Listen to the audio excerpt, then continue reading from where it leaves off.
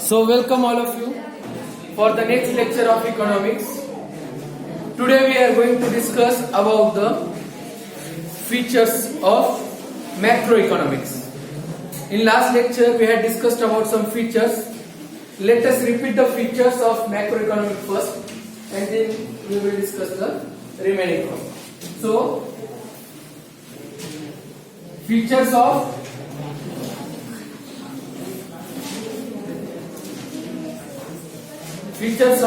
macro.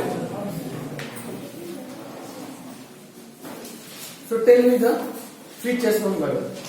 What is the first feature? Study of aggregates.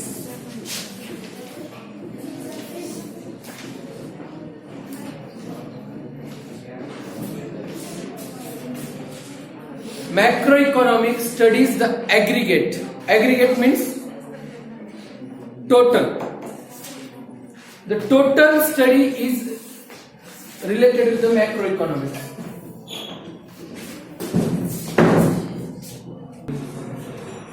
So, if you want to study the totality, aggregates like national income, national output, there are certain factors, different kind of factors which affects the economy. So you use macroeconomic study. For studies the national income, national output, that is the study of aggregates. None factor is or single factor is not related with the national income. एक factor आहे का तो national income वाढवतो? भरपूर आहेत, भरपूर factors आहेत, भरपूर सेक्टर्स आहेत, भरपूर कंपनीज आहेत आणि त्या सगळ्यांचा अभ्यास केल्यावर ऍक्च्युअल नॅशनल इन्कम कळतं. त्यामुळे study of aggregates, national output, output किती आहे देशाचं, है ना, प्रोडक्शन किती आहे देशाचं. वन फॅक्टर नाहीये, वन कंपनी नाहीये, वन सेक्टर नाहीये, सगळ्यांचं टोटल करतात तर तुम्हाला लक्षात येईल की ऍक्च्युअल आउटपुट किती आहे. त्यामुळं मॅक्रो इकॉनॉमिक्सचा यूज कशाला होतो? ऍग्रीगेटची स्टडी करण्यासाठी, टोटल स्टडी करण्यासाठी. कारण की एक कंपनी, एक फॅक्टर, एक सेक्टर नाहीये, तिथं अनेक सेक्टर आहेत, त्यामुळे मॅक्रो लेवलला स्टडी करावा लागतो. हे वैशिष्ट्य आहे मॅक्रो इकॉनॉमिक्स. दुसरा होता income theory. Now income, what does it say? If you want to study the national income,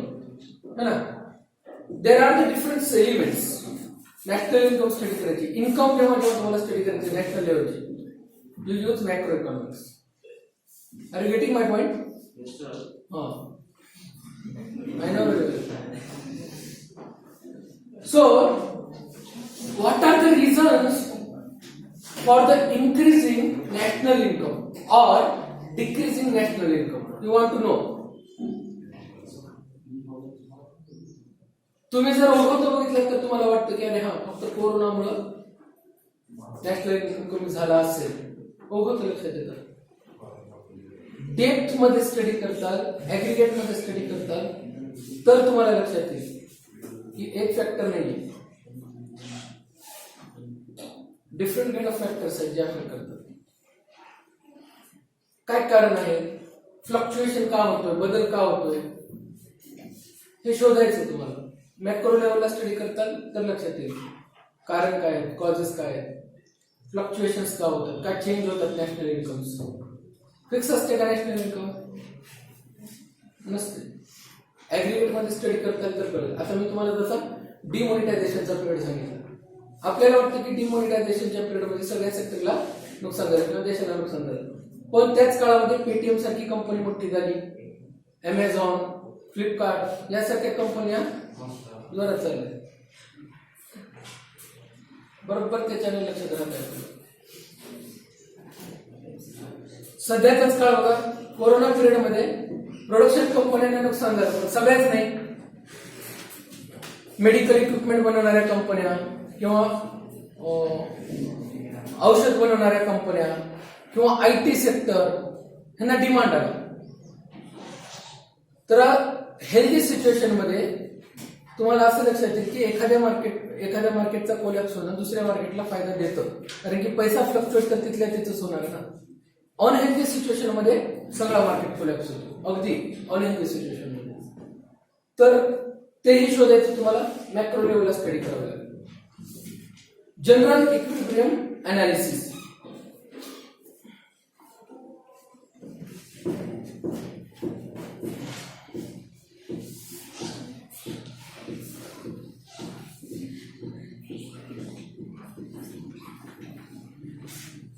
analysis करणे, सूक्ष्म अभ्यास करणे, निरीक्षण करणे. You want to study equilibrium, the balance, demand and supply. Demand and supply हा equality मध्ये असावा, तर मार्केटमध्ये प्राइस कंट्रोल्स मध्ये असतात. डिमांड खूप आहे, सप्लाय कमी आहे, प्रोडक्टच्या प्राइस वाढते. डिमांड कमी आहे, सप्लाय जास्त आहे, प्रोडक्टच्या प्राइस कमी होतील, पण जो एक्सेस प्रोडक्शन आहे तो वेस्ट जाईल. त्याचं बॅलन्स कसं ठेवता येईल? General equilibrium analysis. If they are balance, excess झाला तर काय करतो आपण? प्रोडक्शन एक्सेस झालं तर काय करतो आपण? एक्सपोर्ट करणार, आपण दुसऱ्या देशांना विकणार. तिथं जर गणित चुकला, एक एक्झाम्पल देतो तुम्हाला, अगदी 3-4 वर्षा अगोदरची घटना आहे. We are the exporters of onions. आपण ओनियन एक्सपोर्ट करतो. आपण कृषी प्रधान देश असल्यामुळे आपल्या इकडे ओनियनचा एक्सपोर्ट बऱ्यापैकी होतो. पण ओनियन्सच्या बाबतीत आपला डिमांड सुद्धा खूप जास्त आहे इंडियामध्ये सुद्धा. अनालिसिस चुकला तर कसा प्रॉब्लेम होतो?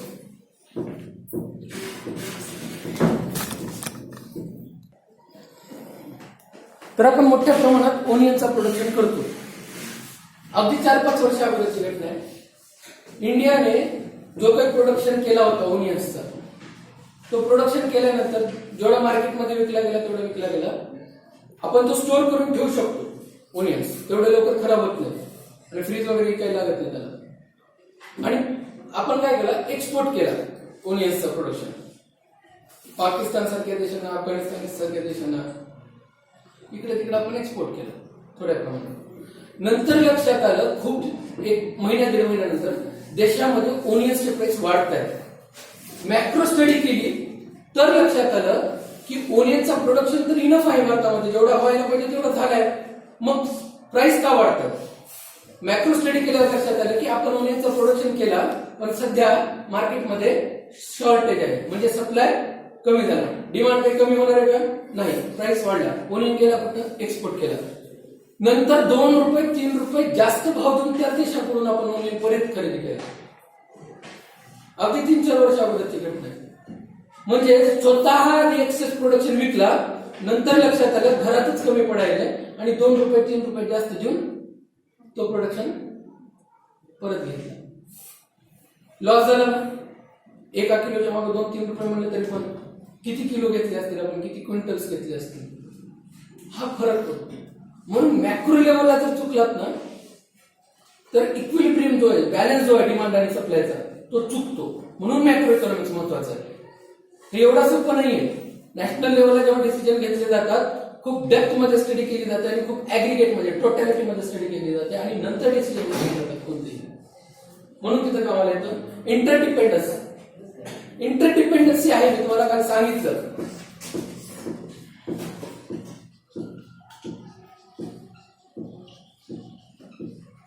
इंटरडिपेंडन्सी आहे. मार्केटमध्ये प्रत्येक गोष्ट कोणत्या ना कोणत्या गोष्टीवर अवलंबून आहे. मी तुम्हाला म्हणलं की इन्कम आणि एम्प्लॉयमेंट इंटरडिपेंडंट आहे. कसा? तुमचा इन्कम वाढला म्हणजे एम्प्लॉयमेंट वाढला, तुमचा इन्कम कमी म्हणजे एम्प्लॉयमेंट कमी. प्रोडक्ट प्राइसेस आणि इन्व्हेस्टमेंट इंटर रिलेटेड आहे. कसं काय? इन्व्हेस्टमेंट जर जास्त असतील कंपनीकडे तर त्या मार्केटमधून कमी पैसा उचलतील, मार्केटमधून कमी पैसा उचलला तर त्यांना व्याज कमी द्यावा लागेल, डिव्हिडंड कमी द्यावं लागेल आणि प्रोडक्टच्या प्राइसेस सुद्धा वाढवणार नाहीत.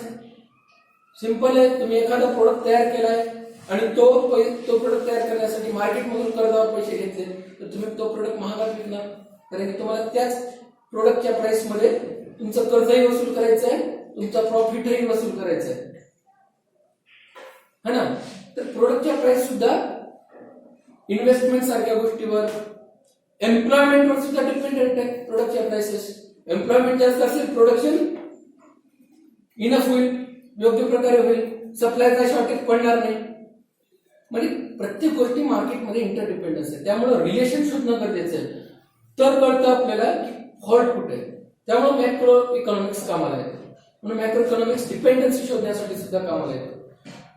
नंतर आहे lumping method.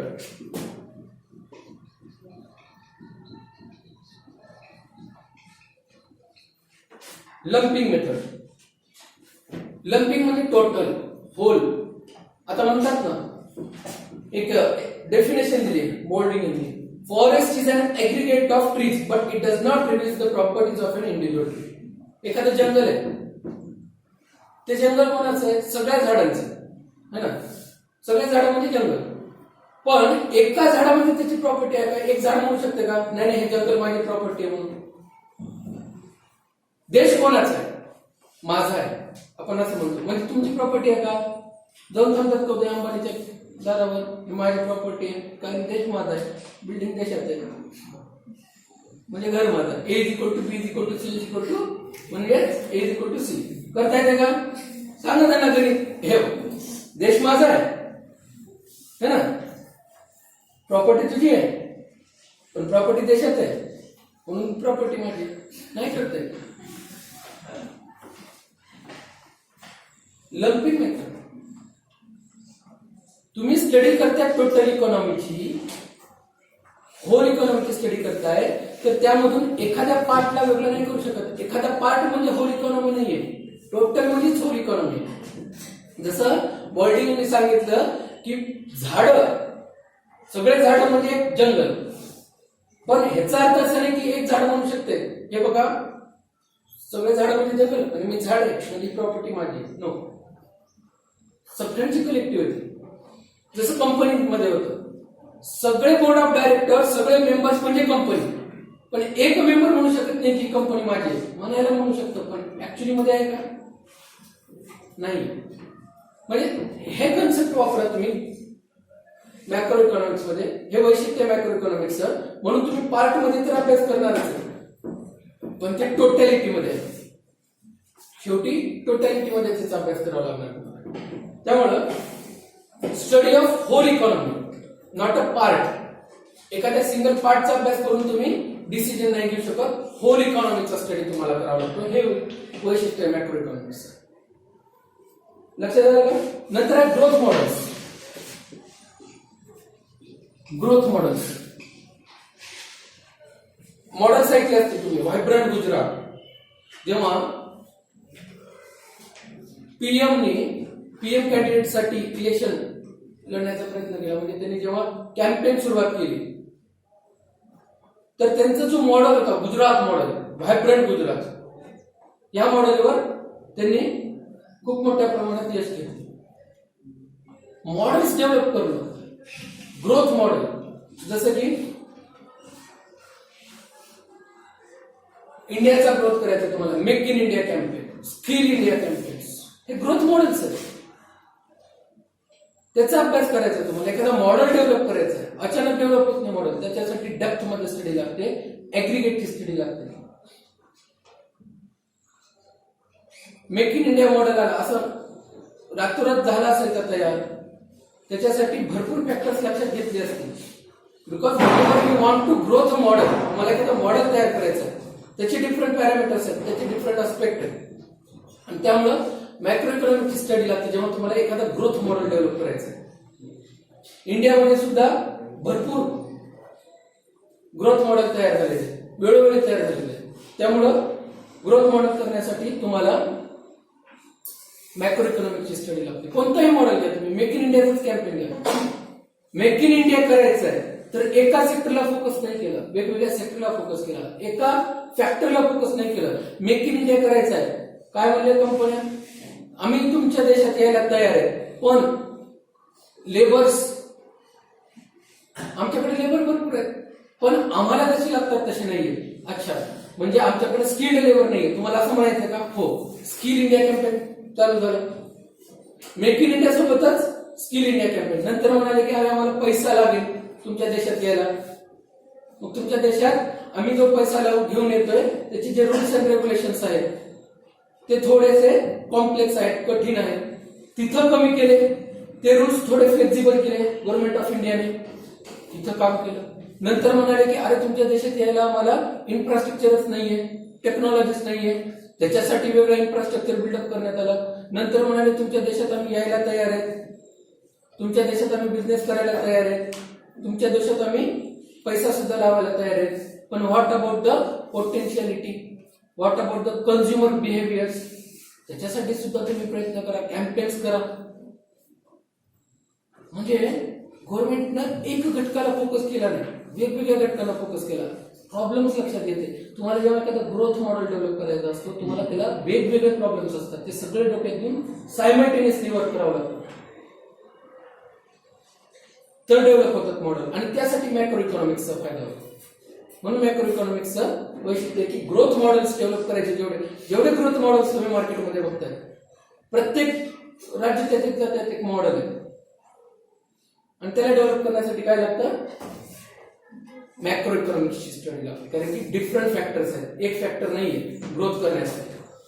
General price level हे आपण ऑलरेडी बघितले की जनरली जर तुम्हाला प्राइस ठरवायचं एखाद्या प्रोडक्टची,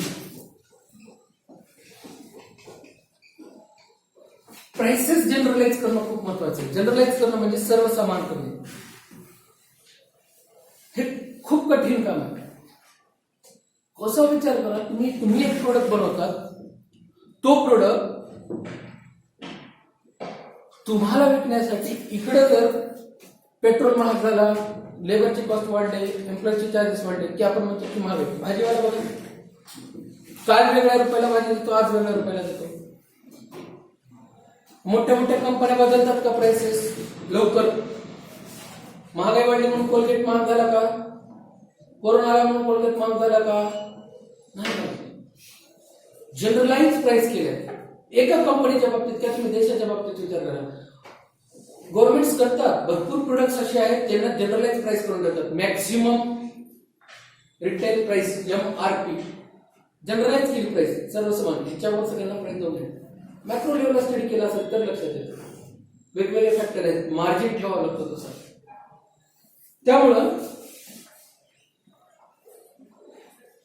इकॉनॉमीमध्ये देशांतर्गत तयार होणाऱ्या प्रोडक्ट्सला एक सर्वसमान प्राइस कोट करणं, हे काम तुम्ही मॅक्रो इकॉनॉमिक्सच्या मदतीने करू शकता.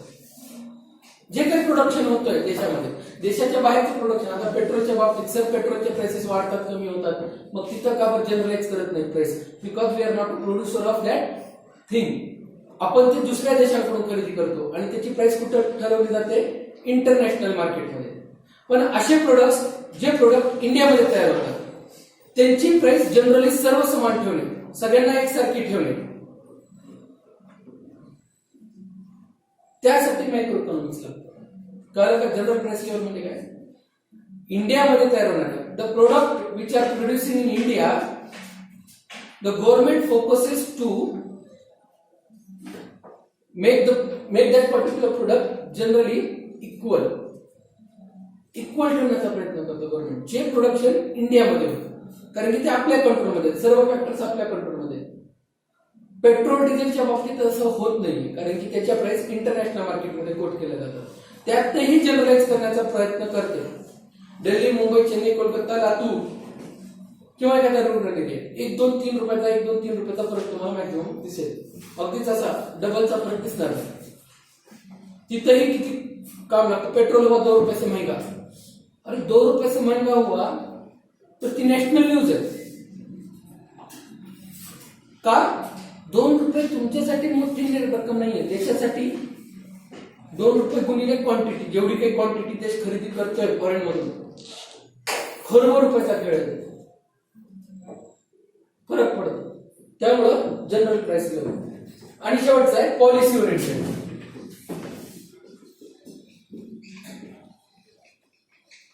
अगदी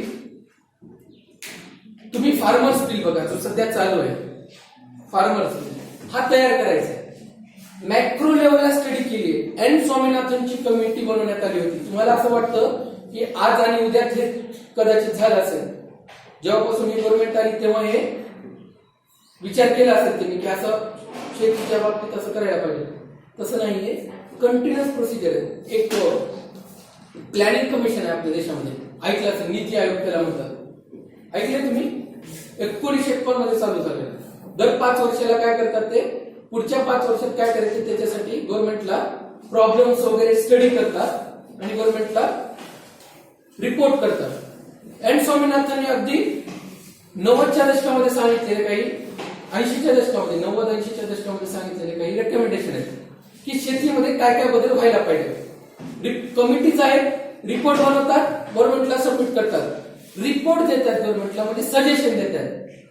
मग गव्हर्नमेंट त्याच्यावर ऍक्शन घेते किंवा नाही घेत. काही रूल्स, काही रिपोर्ट्स, काही सजेशन ऍक्सेप्ट करते किंवा काही करत नाही. म्हणजे हे जे तुम्हाला आज दिसतंय हे आजचं नाहीये, हे ऑलरेडी खूप वर्षापासून चालू असतात.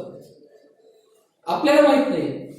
तुम्हाला पॉलिसी बनवायची देशासाठी, एखादी कोणतीही पॉलिसी असू द्या, मॅक्रो लेवलला स्टडी केल्याशिवाय तुम्ही पॉलिसी बनवू शकत नाही.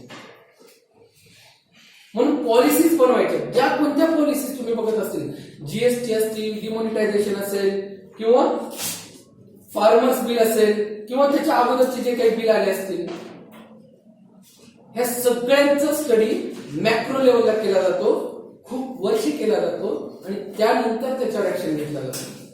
मग त्याच्या त्रुटी असतात का? असू शकतात.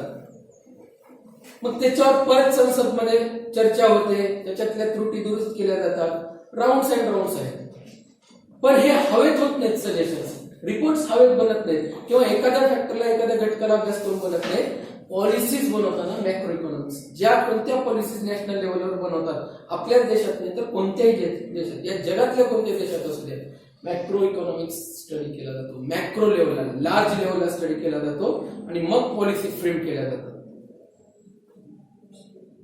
तुम्हाला काय वाटतं, जीएसटीचा अफेक्ट तुम्हाला झालाय का? तुम्ही बिझनेसमॅन नाहीये, युअर नॉट अ बिझनेसमॅन. तुम्हाला अफेक्ट झालाय का जीएसटीचा? तुम्हाला काही फरक पडलाय का जीएसटीचा? तुम्ही बिझनेसमॅन नाहीये तर तुम्हाला फरक पडला का जीएसटीचा? पडला का नाही पडला? पडला. किती जणांना वाटतं पडला? पडला वाटतं. आणि किती जणांना वाटतं नाही पडला? राहिलेले नाही पडला, है ना, न्यूट्रल पकडत नाही. ठीक आहे. तर पडलाय.